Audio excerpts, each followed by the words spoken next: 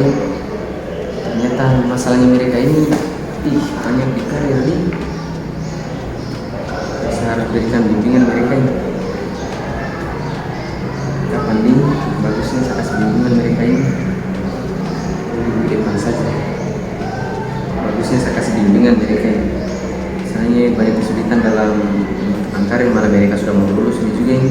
Kayaknya cocok saya berikan bimbingan mereka ini.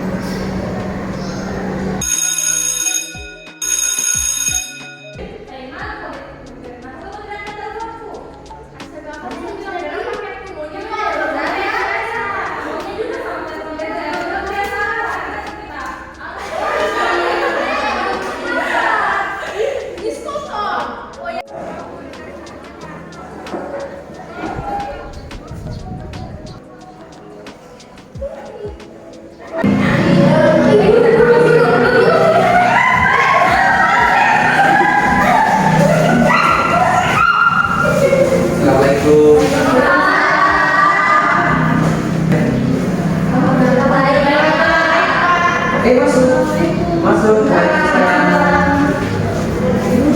mana? Oh iya.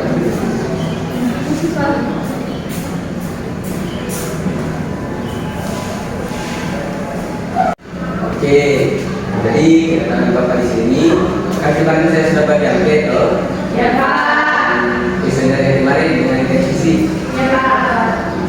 Kan di situ saya sudah ada hasilnya bahwa kalian ini mengalami yang namanya kesulitan dalam karir, pada kesulitan karir ya. Ya Pak. Jadi rencananya Bapak ini mengadakan yang namanya bimbingan di ruang BK. Bimbingan di mana bimbingannya itu bimbingan terkait karir. Jadi rencananya Bapak Ibu mengadakan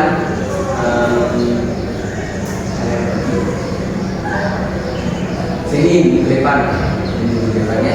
Karena guys siap untuk melaksanakan kegiatan itu. Siap. Oke, terima kasih. Jadi hanya itu saja Pak. Kalau masalah waktunya saya sampaikan saja nanti sama Bumi kita kelas. Kita kayak kita kelas ya Pak. Iya Pak. Itu saja. Oke, pakai lagu ya.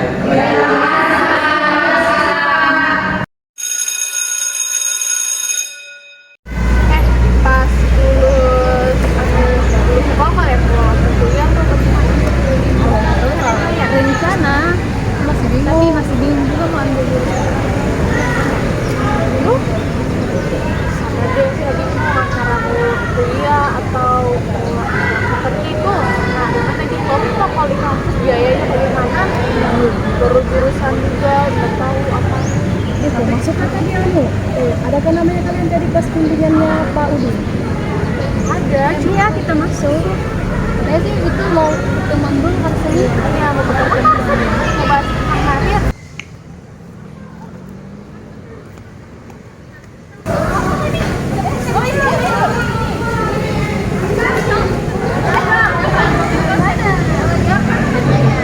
Maaf lah kita di atas. Tadi baru masuk kok, aku di kelasnya Audi. Dia mau bimbingan di depan. Iya, seminggu. Iya. Kalian bermasalah belum? Iya, soalnya kan kalau saya sendiri itu pribadi saya bingung saya sama kuliah tapi nggak jurusan apa sama ambil. Kalau orang sudah nikah, apa kamu orang? Saya bukan masalah jurusan orang tuaku. Dan saya ingatkan lagi orang tuaku ini seperti atau lagi emang mereka membiayai. Kalian gimana orang tuaku? Saya malas nih kuliah, saya ingin tahu ya. Banyak pasti Bagaimana aku menikah gampang? Iya. Jangan sampai aku menikah tambah capek. Iya Pak. Siapa abis menikah, ngomong lagi mungkin aku kuliahmu begitu. Atau mungkin kau bingung juga mungkin tidak kak? Atau memang kau ingin menikah? Kau baru kalau kerja saya. Ih, bagaimana itu caranya? Iya, cocok kayak minggu depan udah masuk bimbingannya Pauli. Oh, minggu depan kan yang tadi bapak. Kasih nanti gua akan baru baju nanti kalau kau sudah tahu. Kalau orang mau muda di mana kak? Iya, orang mau muda nanti. Tahu saya belum tahu. Saya tahu nih, tapi saya bingung saya jurusan apa ini yang bingung. Hapusin saya.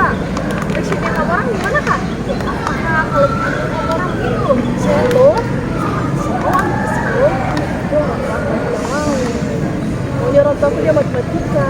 Saya kalau begitu dia kalau saya toh saya ingin ambil hukum tapi toh mamaku udah tidak mau maunya tuh mamaku udah saja jadi guru kayak gitu orang tua kita jadi guru supaya kalau nanti kita lulus kita jadi kampung kita jauh dari orang tua itu makanya kita lebih susah apa tahu juga saya deh saya juga saya tengok dia jadi kenapa aku udah selesai jadi statistik terus saya mau jadi guru berat sekali kalau bapak mau ada di usaha kambing jadi kamu jual usaha kambing kan dulu jadi calon suami ceritanya udah mau jadi apa bapakku suami kesulitan usahanya usaha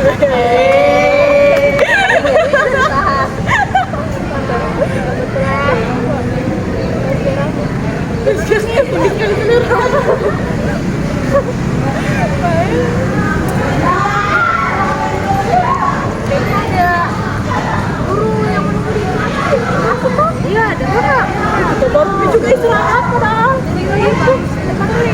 bang Yami kami baliknya kita udah dikasih masuk kan kita masuk dulu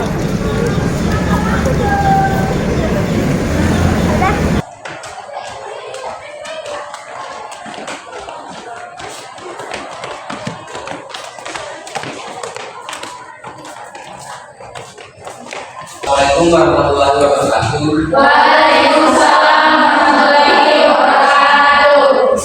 Oke, sebelumnya terima kasih kepada adik-adik kemudian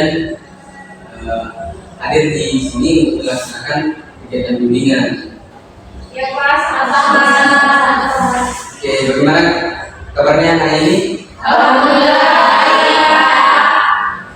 Oh, tapi kenapa izin yang Mohon maaf Pak, agak ada kelasan. Misalkan kita sini-sini. Oh, Terima kasih oke, Pak. iya. Oh, begini. Sebelumnya kalian sudah saling kenal atau bagaimana? Sudah. Pak, kami bersembilan sampai 12 Pak. Jadi kami sudah saling kenal, sudah satu sama yang lain. Oh, bagus nih berarti biasa dalam di apa namanya saling berkenalan gitu. Iya Pak. Oke, sesuai apa yang sudah Bapak sampaikan minggu lalu, kita akan melaksanakan bimbingan kelompok. Namun sebelumnya di sini sudah ada yang tahu apa itu bimbingan kelompok? Belum Pak. Oh, oke. Jadi bimbingan kelompok itu adalah salah satu teknik bimbingan yang berusaha membantu individu agar dapat mencapai perkembangan seseorang secara optimal sesuai dengan bakat, minat dan kemampuan yang ada pada dirinya. Artinya semua peserta dalam kegiatan kelompok saling berinteraksi, juga saling menyuarakan pendapat.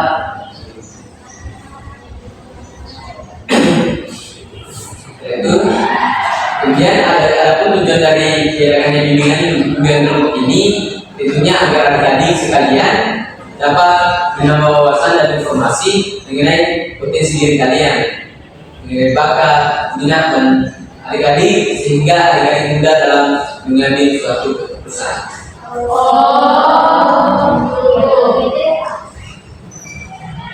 Oke, jadi bagaimana semua sudah paham atau apa itu bimbingan kelompok? Sudah. Oke, baiklah kalau kalian sudah paham, Bapak akan menjelaskan tata cara pelaksanaan bimbingan kelompok. Oh, pakai tata cara juga ya Pak? Oh iya, pakai tata cara juga deh. Apa saja tata caranya Pak? Oke, dari itu, jadi tata cara pelaksanaan itu yang pertama, masing-masing anggota kelompok dalam membimbingan kelompok secara bebas dan sukarela berbicara, bertanya, menurunkan pendapat, ide, sikap, saran, perasaan yang dirasakan pada saat itu. Yang kedua, adik-adik mengimbangkan, mendengarkan dengan baik bila ada anggota kelompok yang sedang berbicara. Yang ketiga itu dalam kegiatan bimbingan kelompok kita akan membahas suatu topik permasalahan. Kemudian yang keempat itu dalam bimbingan kelompok terbagi menjadi dua, yakni yang pertama itu topik bebas dan yang kedua itu topik tugas. Topik bebas itu adalah topik yang dipilih oleh anggota kelompok, yang dipilih langsung oleh anggota kelompok. Sedangkan topik tugas itu konselornya yang menentukan topiknya.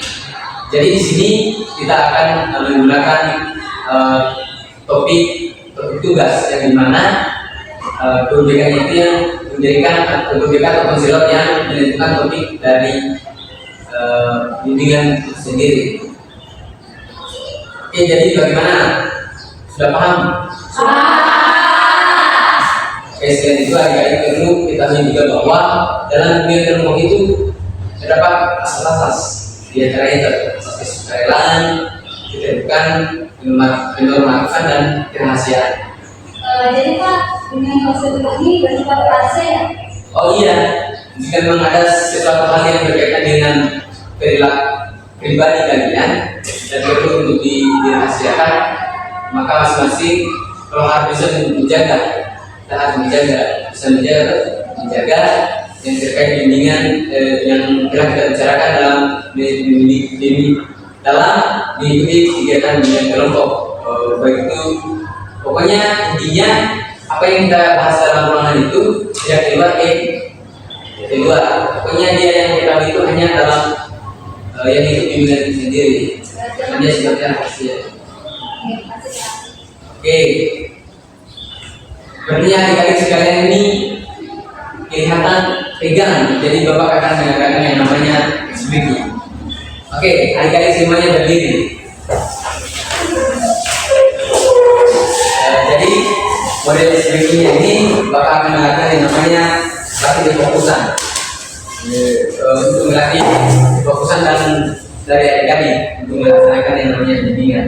Jadi model speakingnya itu kalau saya bilang apa yang Bapak pegang, oke, jadi speakingnya ini modelnya kalau Bapak bilang pegang telinga, tapi Bapak akan saya pegang tangan, tapi kalian harus pegang telinga, begitu, sudah paham? Oke, kita mulai speakingnya. Pegang telinga. Pegang pundak.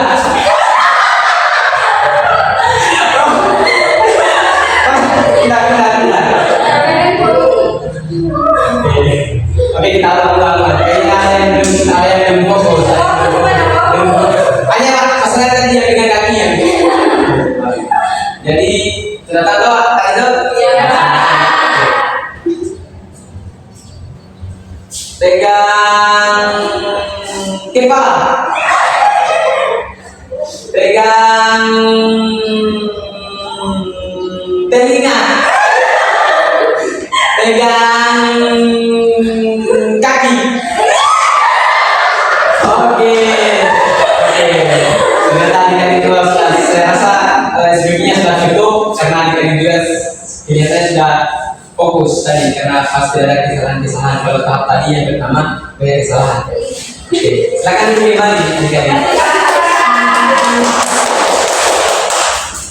Oke, sekarang kita masuk pada tahap dimana tahap kegiatan pelaksanaan bimbingan.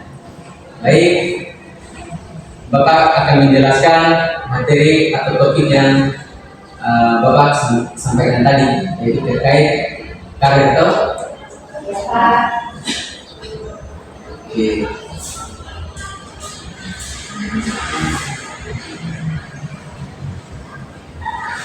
Jadi dari sudah lihat sih di layar. Jadi yang kita itu terkait perjalanan karir untuk ke depannya.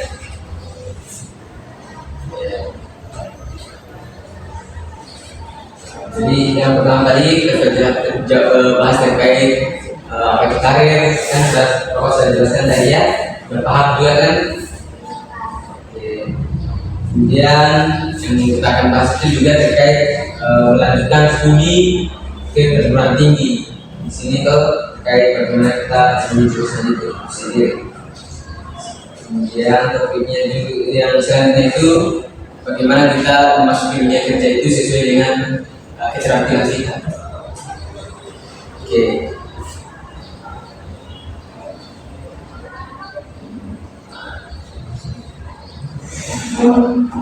Baik, Bapak sudah sampaikan tadi terkait topik atau materi-materi yang akan kita bahas terkait bimbingan yang akan kita laksanakan pada hari ini.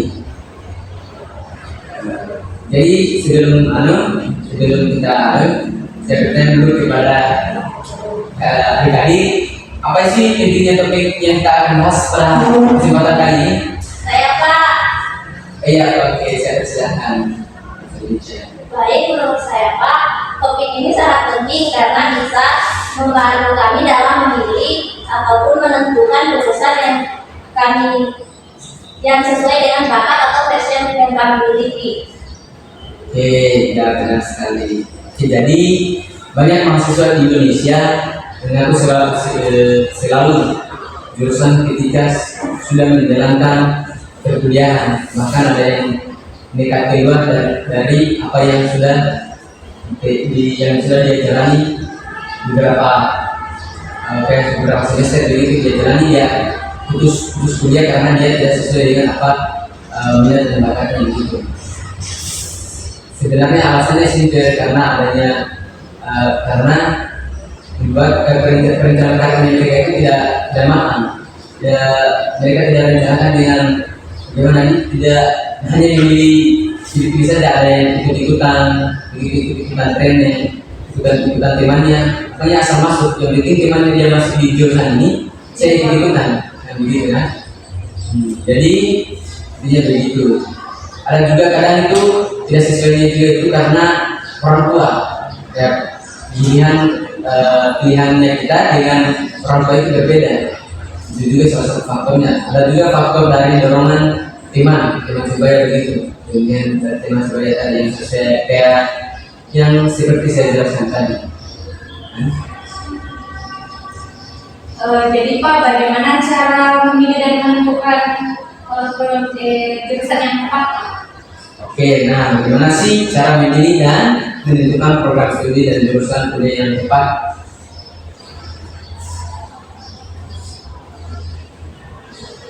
Coba deh sekarang adik-adik bayangkan yang sesuai dengan minat bakatnya kalian itu apa?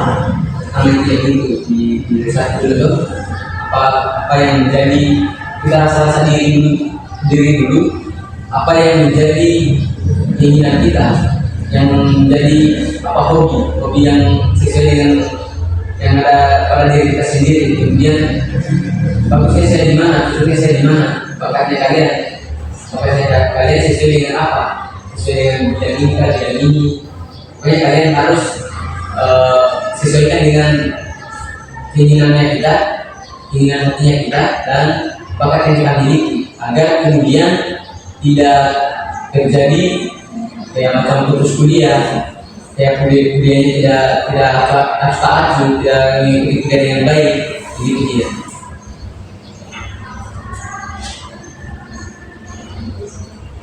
Jadi bagaimana kalau misalkan ada bakat yang masih berminat? Oke. Kalau soal itu, bagaimana kalau ada teman dekat yang memberikan rekomendasi? Pokoknya kalian terima saja dulu apa yang mereka rekomendasikan, terima. Jangan kan kalau kita menolak kan lain-lain, ya tidak menghargai apa pendapatnya mereka. Jadi kita terima dulu semuanya, tapi kalian jangan terima saja.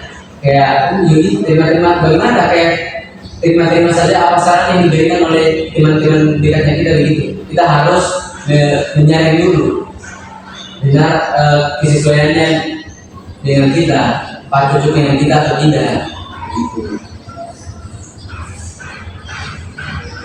Jadi selanjutnya apa yang harus adik-adik lakukan? Ya, adik-adik mengetahui rekomendasi-rekomendasi yang ada di jurusan-jurusan begitu, dari informasi dari tema-tema, kemudian apa yang menjadi minatan bakatnya kita.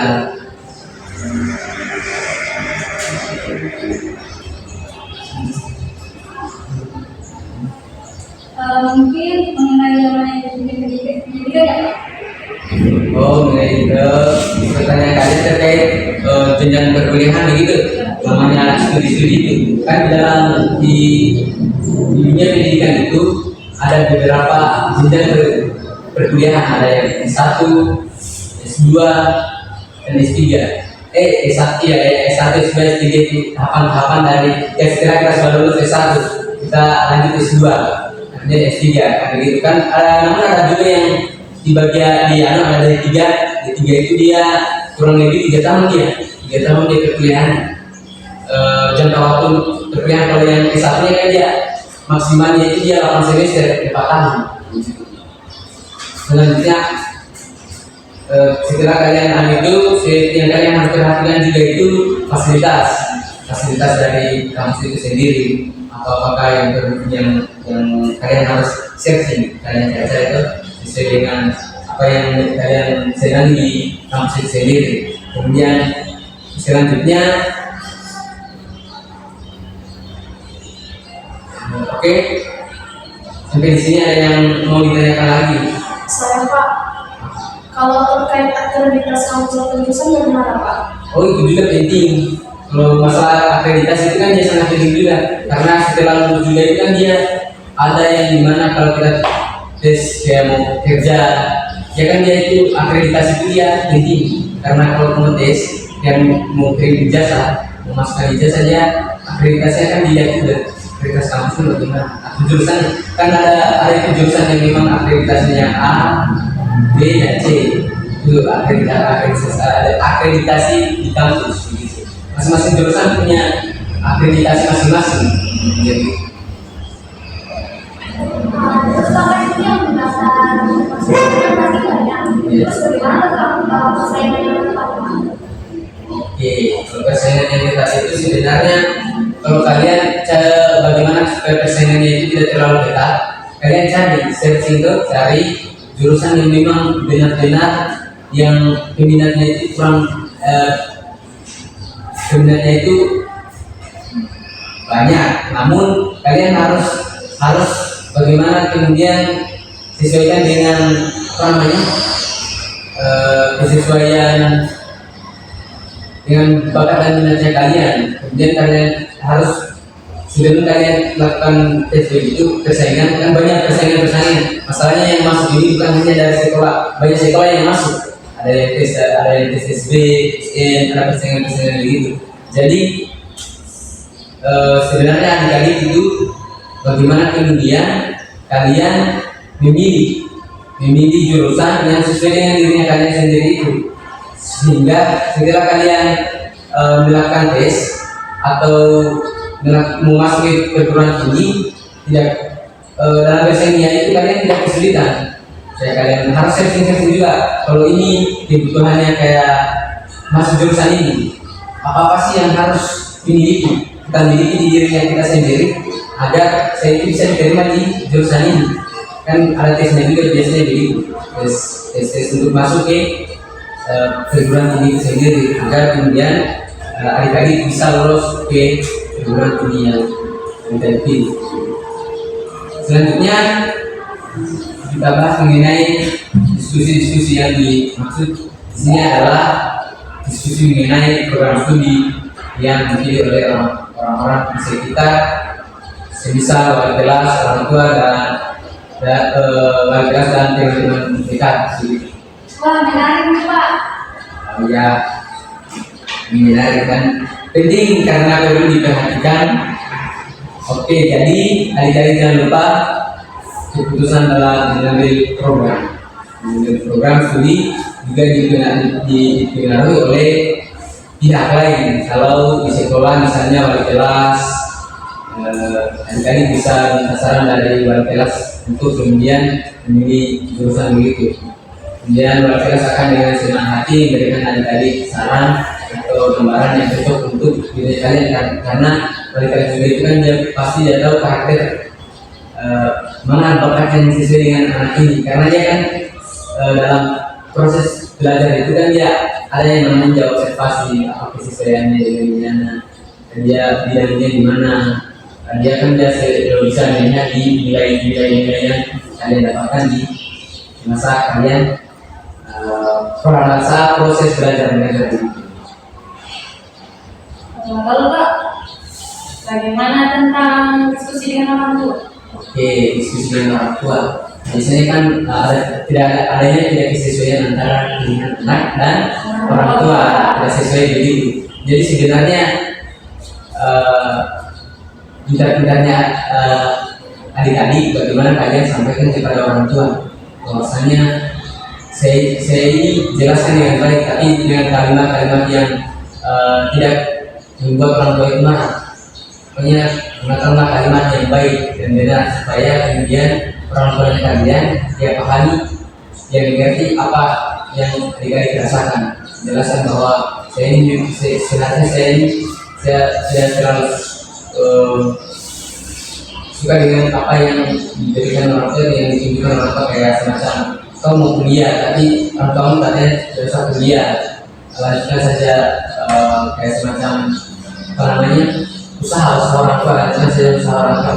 Kalian sampaikan bahwa saya inginnya kuliah, saya untuk melanjutkan karena saya itu bukan hanya untuk mengurus apa namanya kayak apa namanya tadi usaha dari orang tua karena dalam mengurus usaha juga kan dia ada yang namanya manajemen keuangan kan ketika itu bisa masuk di jurusan manajemen ya jelaskan saja gitu dari orang tua. Masalah dari orang tua sebenarnya tergantung dari bagaimana komunikasinya kalian dengan orang tua cara menyampaikannya. Pak izin, bagaimana cara kita mau jadi orang tua? Apakah kita harus memaksa, marah, atau pasang saja, mungkin saja? Oke kan Bapak sudah sampaikan tadi, gunakanlah kalimat-kalimat yang memang baik, bukan bagaimana ini? Menggunakan kalimat-kalimat yang memang mudah dipahami orang tua. Kemudian lihat juga momennya kapan kau sampaikan kepada orang tua. Dan satu orang tua masih dalam keadaan yang tidak fit, mungkin masih sibuk, kau tiba-tiba sampaikan. Kan bisa mengganggu juga orang tua. Jadi dia akan memaksakan pilihannya itu sendiri. Benar kayak gitu. Tergantung dari kitanya, ya waktunya untuk menyampaikannya begitu. Keadaan posisinya atau tingkatannya kayak orang tua tidak sibuk, masih duduk santai. Bisa di situ kau masuk momen di situ kau sampaikan kepada orang tua agar kemudian orang tua terpahami dan mengerti apa yang menjadi kendala dari anak ini dari saudara sendiri atau anak sendiri. Bagaimana sudah jelas semua yang Bapak jelaskan tadi, sudah jelas semua? Jelas. Oke.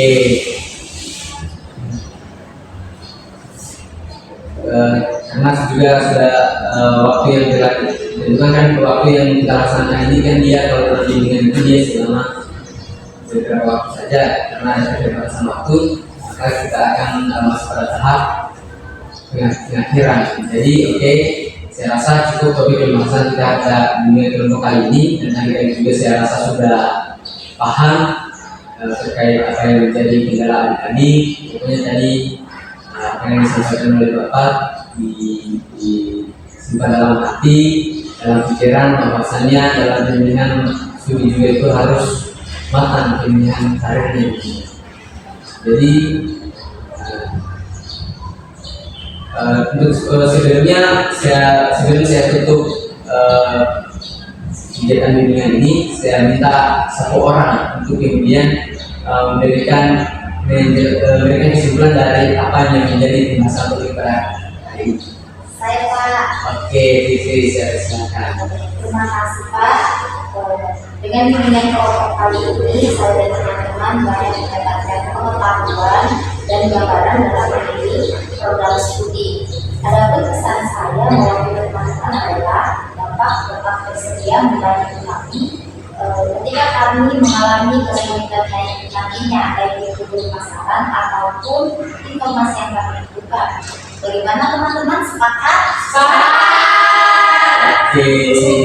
Oke, baik. Terima kasih adik-adik. Bapak harap semoga apa yang telah kita bahas dapat bermanfaat bagi adik-adik sekalian, dan semoga adik-adik mudah menentukan jurusan yang sesuai dengan diri adik-adik. Bapak harap bagaimana kegiatan dunia kelompok kali ini dengan ucapan Bismillahirrahmanirrahim. Assalamualaikum warahmatullahi wabarakatuh. Waalaikumsalam warahmatullahi wabarakatuh.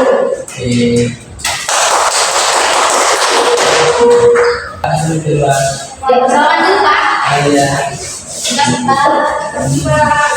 Oke. Iya.